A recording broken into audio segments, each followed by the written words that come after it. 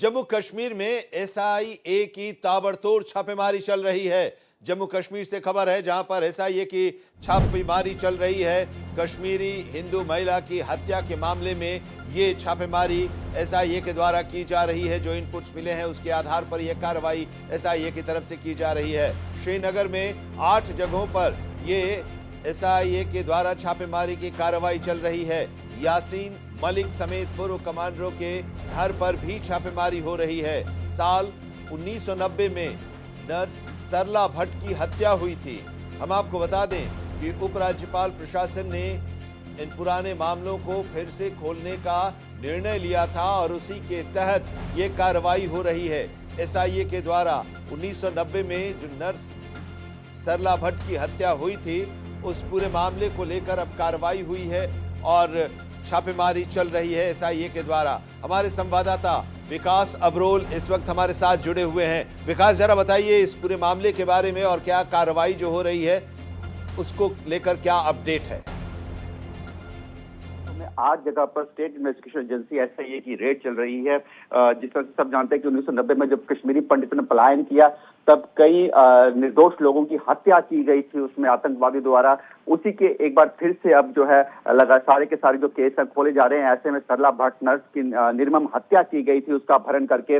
उस केस को लेकर अब लगातार यासीन मलिक और उसके साथियों के खिलाफ शिकंजा कसा जा रहा है और इसी के चलते जो रेड जो है लगातार जारी है। इसमें एसआईए की टीम के अलावा सीआरपीएफ और पुलिस भी जो है इकट्ठे मिलकर आज सुबह से ही रेड कर रहे हैं और अभी भी जो रेड्स हैं वो लगातार जारी हैं।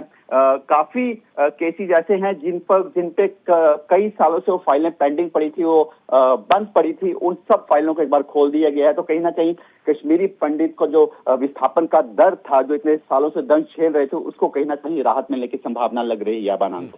तो अभी तक जो छापेमारी हुई है या हो रही है उसमें कुछ मिला है, कुछ जानकारी मिल पा रही है आपके सूत्रों के जरिए उन लोगों से? देखिए, कई अहम दस्तावेज जो है जब्त जरूर किए गए हैं, लेकिन वो क्या दस्तावेज है उनके बारे में कोई जानकारी अभी नहीं मिली है। उसके लिए अधिकारिक पुष्टि का इंतजार करना पड़ेगा।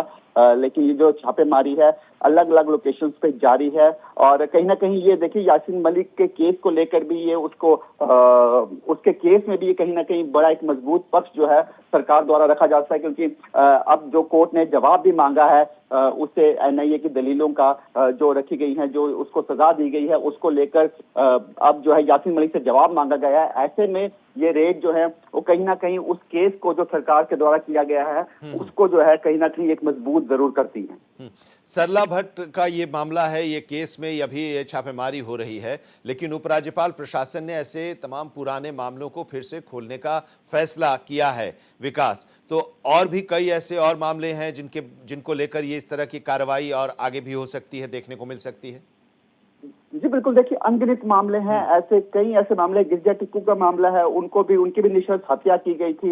ऐसे कई मामले हैं देखे गए हैं जो बहुत ही ज्यादा उभर के सामने आए थे उस दौरान। उसके अलावा अब सरकार ने जो है नीति जो है जम्मू कश्मीर में कई तरह से चेंज की है। अब ऐसे लोग जिन्होंने आतंकवाद का दंश झेला है, जिनके घर के लोग चाहे उनके पिता हो, माता हो, कोई भी सगा संबंधी हो जो आतंकवादियों द्वारा मारे गए या जिनको प्रताड़ना झेलनी पड़ी है, उन परिवार वालों को भी लगातार अब सरकारी नौकरियां दी जा रही हैं। एक समय था जब जम्मू कश्मीर में सिर्फ रेड कार्पेट उन लोगों के लिए बिछाया जाता जो अलगाववाद की नीति से बात करते थे, उस तरह के लोग थे। लेकिन अब जो पूरा जो समय है, माहौल चेंज हो चुका है। अब जो सरकार है उन लोगों के बारे में निर्णय ले रही है, उन लोगों के बारे में सोच रही है जो इतने सालों से लगातार आतंकवाद का जो दंश जम्मू कश्मीर में झेल रहे थे। तो कहीं ना कहीं जम्मू कश्मीर में उन सब लोगों के लिए राहत है जो हमेशा से भारत के साथ थे और भारत का ही हिस्सा अपने को मानते रहे, लेकिन अलगाववाद के चोट के चलते वो बोल नहीं पाते थे। बहुत शुक्रिया इस पूरी जानकारी के लिए, इस पूरे अपडेट के लिए विकास अब्रोल आपका।